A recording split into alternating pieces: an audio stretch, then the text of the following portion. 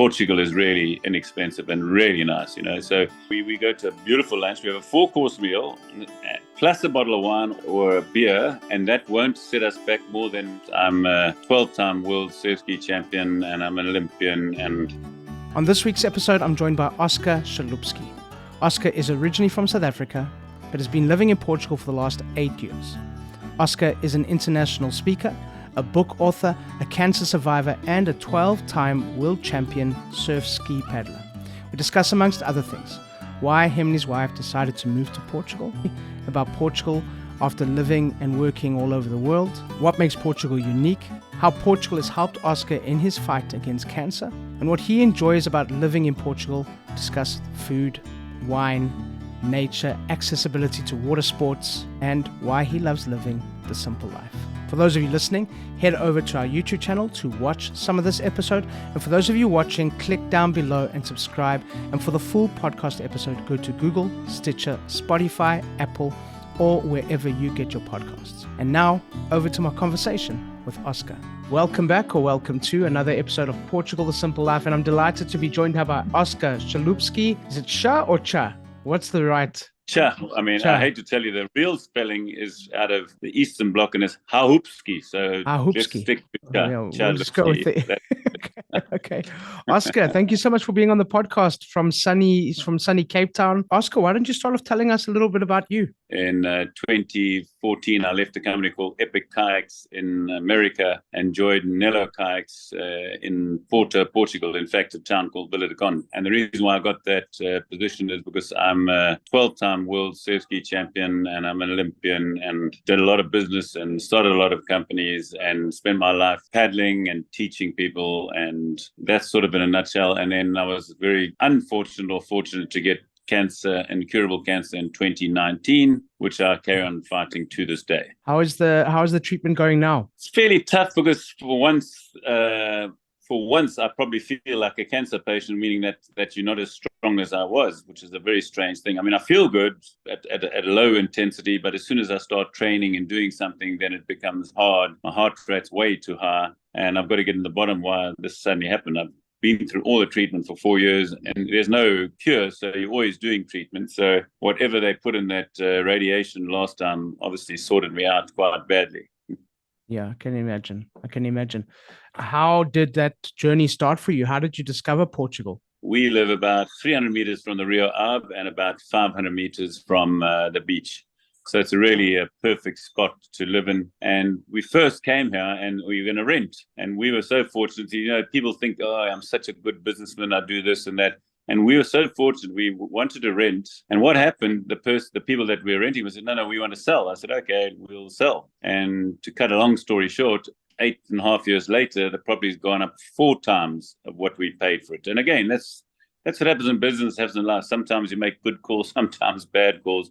This was a good call. I bought the house and we really like a 3-bedroom ensuite with 2 garages, close to everything. And Portugal is probably one of the only countries left that South Africans feel confident with their rand. Otherwise it's most of Europe is so expensive for South Africans. Portugal is really inexpensive and really nice. So from my house in Vila de Conde, I've probably got at least 100 restaurants within a kilometer away. I would like to just drill down on a couple of things, Oscar, for you. You mentioned the rand and how that helps because of the cost of living.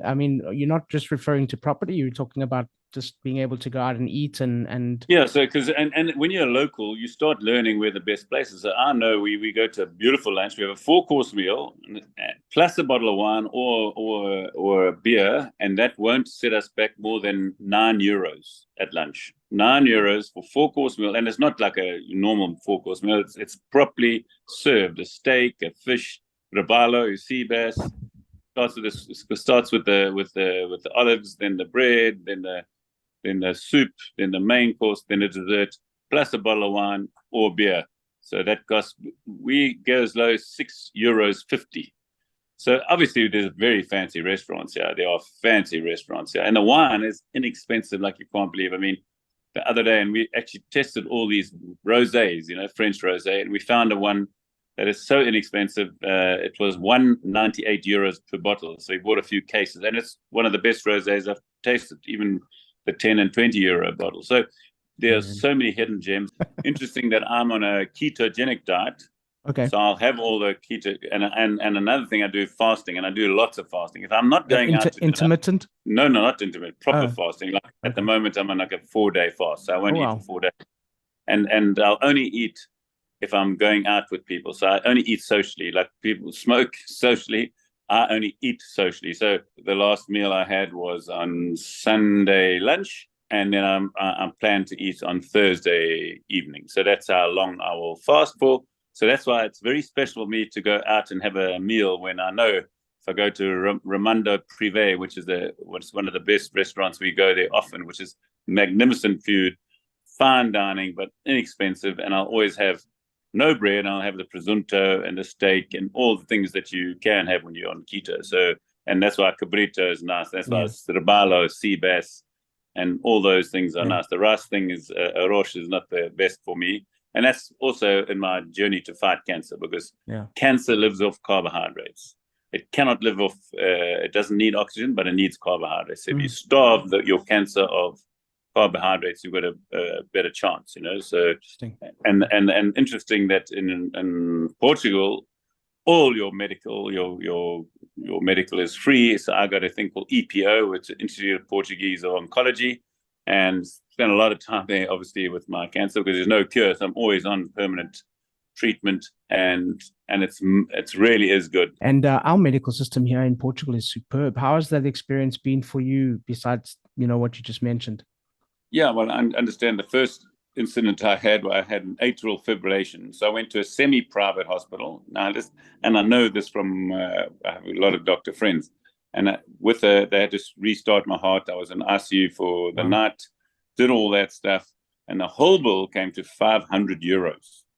500 euros. The equivalent would have cost 400,000 rand in South Africa, which is 20,000 euros. So that's the difference. Yeah, you mentioned earlier that for you it's a peace of mind that you can go out, or that your wife can go out and go walking around. A lot of people don't understand the type of fear that South Africans live in with this kind of thing. When we recently visited South Africa, one of the first things I had to say to my family was, listen, like what we have in Portugal, you can just decide to go for a walk. We can't really do that here in South Africa. We have to be careful. We have to keep our eyes open. People don't really get the fear that we live in here. What has it been for you guys to come to a place where you don't have that burden, where you don't have that weight on your shoulders with what could happen at night, what could happen when you're walking in the street? Yeah, the other day we lived in Greenpoint, we lived in Durban in a gated community, and living in the gated community in Mount Edgecombe, it's exactly the same as like living in Portugal. You don't have to, sometimes, a lot of the times I don't even lock my car outside I think not even in my garage. I've left my apartment door open for 3 months, when I wasn't there. Those things you can do, and I think that's why South Africa, you want to live in a gated community. Mano's restaurants is about 600 meters from us, but we tried walking at like 10 o'clock at night once, and it was like scary and lucky. Clear, there's no way. And there was problems along the way, so you can't do it. But that happens in every country around the world. You've got to know, you've got to be safe, and the same thing. But I'd really say that Portugal is one of the safest countries I've visited in the world. Just coming back again to the food as well, Oscar. You're doing a keto.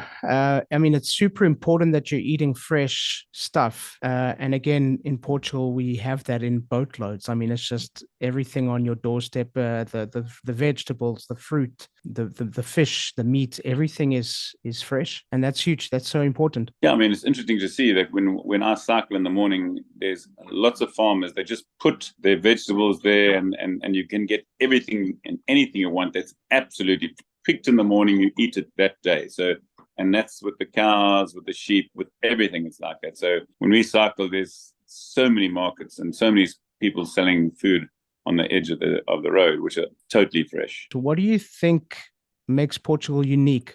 What do you think makes Portugal a bit different to other places that you've been and experienced? Well, I think they've got a very open-minded culture, and everything's around food and family. That's something that you really see. They say, "Oh, I'll come around to dinner on Tuesday." They say, "No, I've got.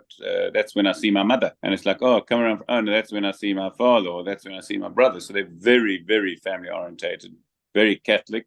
I happen to be a Catholic as well, but they're very Catholic, and And interesting that the family is very important to them. They'll miss anything but not their family. So I think that's something that's very different. With your work with Nello and the factory and everything, what has been your experience of working with Portuguese people? No, you're 100% right. They're actually very, very hard working. They actually are very hard. Apparently, 9 or 10 years ago, a lot of the kids went away because the salaries weren't so high. The salaries have gone higher now. And so now it's improving. A lot of Portuguese people are coming back, but they are really hardworking. I know our factory starts at like 5:30, and some people work Saturday and Sunday. So they are hardworking. And I think it's just the perception that it's a country where they're lazy and things. That's not true. I mean, again, every country's got lazy people. Don't worry, even with Germany, even South Africa, but they in general, in our factory, it's definitely the norm of them working much harder than I've seen most people. Oscar, just tell us a little bit quickly for people listening about your book and where they can get it. Yeah, my book, I got diagnosed with cancer on the 25th of November, 2019. I was sitting in Portugal in the Nello factory. And then 3 days later, I said to my friend that I've known for 50 years, Graham Spence, I said, listen, I never wanted to write a book, but I think I want to write a book. I think you should be the co-author, Graham Spence. And the most important thing about the book, I wanted to teach people how to overcome the odds in whatever they're doing. And that's why after every chapter, there's life lessons to teach people how to get over these obstacles that are always in our ways. Believe me, nobody hasn't got an obstacle in their way. No matter if you're Ronaldo or Dylan, you've always got them, and you've just got to know how to handle them. And the whole book was trying to make it very positive, not hiding behind cancer, not hiding behind failure, and showing people that there's ways to overcome anything in life. And this is just a book to help you do that. So and I've had lots of people reading my book 2 or 3 times, and they give it obviously as gifts to people that are suffering from cancer or any debilitating disease. So that's the whole thing about my book. My book was there to help people, and I actually said when South Africa beat France, I said the most important thing about that is no retreat, no surrender, and they win. And that's my whole objective, is to have no retreat, no surrender against this incurable cancer. Yeah. So for people listening, that's the name of the book, No Retreat, No Surrender. It is available on it must be available most things. Everything. I've got mine through Audible, so I've been listening. Audible, yeah, it's Audible, Amazon, Kindle, it's got all that. Yeah, exactly. So check out the book.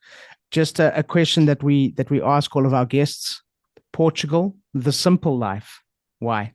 Well, exactly. Yeah, you put the perfect word. It's very simple, and you can make it as complex or as simple as you want. There's nothing like going to a wine farm. It's different to South African wine farms. You go there and have a beautiful meal, and then drive back, so I think it's a great place to live. I've enjoyed my 8.5 years. My wife enjoys it, even though she doesn't speak perfect Portuguese. And you make friends fairly easily, and I think that's what makes it simple. Awesome. I love that.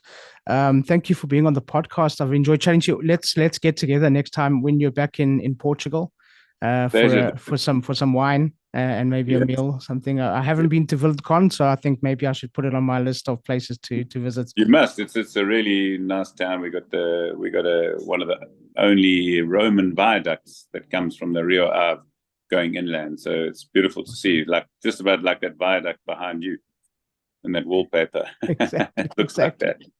Don't give it away. It's wallpaper. People don't. No. Oscar, thank you so much. I look forward to meeting you in person. Take care. Perfect, Dylan. Have a good one. So thank you once again to our guest, and thank you to all of you for listening. Please subscribe, share with your friends, give us a thumbs up, and please leave a comment or a review. We always love to hear from you. Don't forget, Portugal The Simple Life also has a magazine, so download it. It's for free. We'll be back next week with a brand new episode, and as we say in Portugal, sejas bem-vindo. Welcome to The Simple Life.